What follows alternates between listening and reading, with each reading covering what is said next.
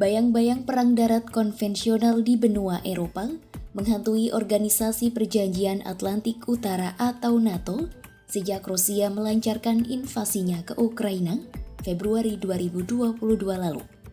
Sejak saat itu, NATO telah mengeluarkan peringatan akan ancaman Rusia dan menyiapkan pasukan jika serangan lebih luas musuh terjadi. Secara keseluruhan, NATO dinilai unggul dalam militer dibanding Rusia. Namun, kesiapan dan persatuan politik internal aliansi besar ini masih dipertanyakan. Lantas, apakah NATO siap melawan Rusia? Simak selengkapnya dalam video berikut.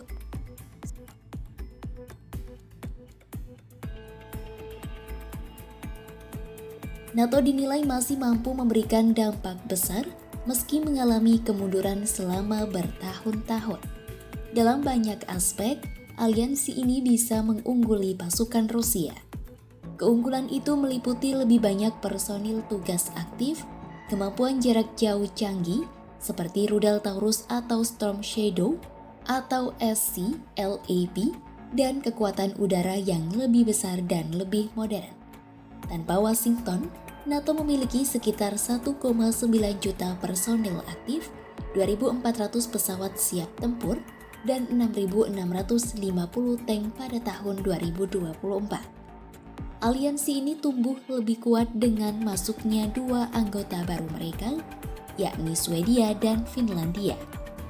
Bergabungnya dua negara itu menambah kekuatan militer yang terlatih dengan baik dan bisa beroperasi ke dalam aliansi tersebut. Peneliti senior di Royal United Service Institute, E.D. Arnold mengatakan, NATO masih memiliki kemampuan luar biasa untuk mematikan dan menghancurkan dalam hal tembakan jarak jauh apapun yang diluncurkan dari armada F-35.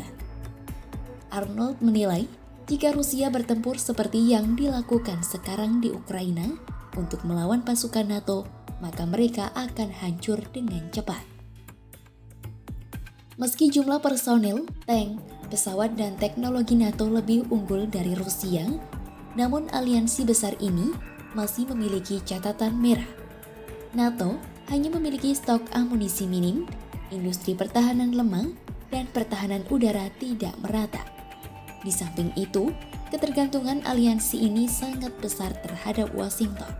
Tanpa penyokong utama, Eropa akan kewalahan menopang perang lama. Perpecahan antara anggota, populisme, dan bayang-bayang pengurangan bantuan Amerika Serikat ke NATO pun menjadi kelemahan yang membuat aliansi ini terpuruk.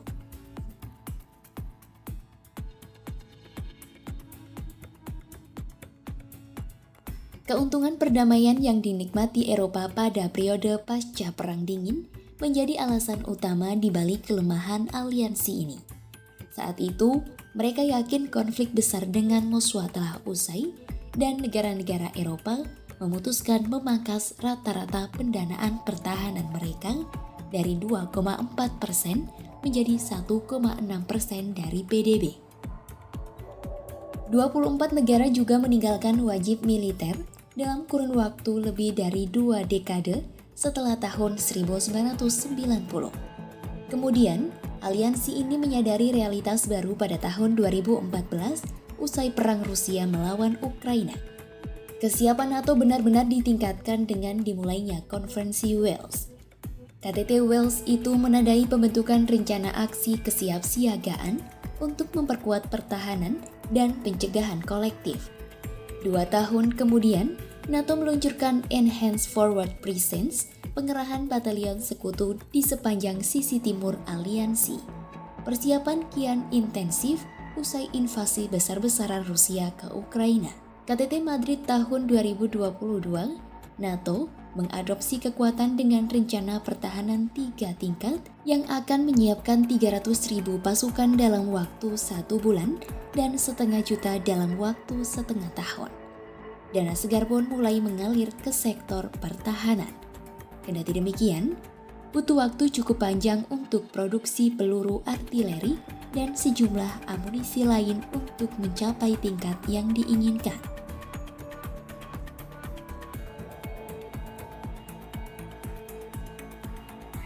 Peneliti senior di lembaga riset CEPA, Gordon B. Davis mengungkap, NATO tidak mungkin mengalahkan Rusia dengan kemampuan saat ini tanpa menanggung kerugian yang signifikan.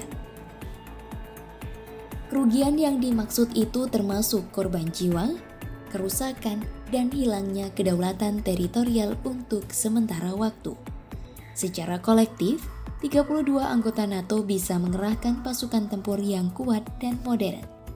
Namun, kontingen Eropa akan menghadapi kekurangan amunisi, industri pertahanan yang terfragmentasi, dan cakupan pertahanan udara yang tidak memadai.